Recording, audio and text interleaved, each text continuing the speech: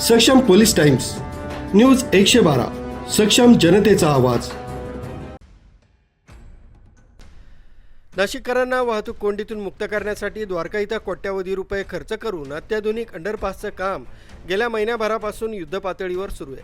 आज या कामाची पाहणी केली असता भुयारी मार्गाचं कॉन्क्रिटीकरण आणि पिलर्सचं काम वेगानं सुरू असल्याचं दिसतंय। या अंडरपासचं मुख्य वैशिष्ट्य म्हणजे यात आधुनिक ड्रेनेज सिस्टीम आणि हायटेक लाइटिंग असेल, ज्यामुळे पावसाळ्यातही पाणी साचणार नाही।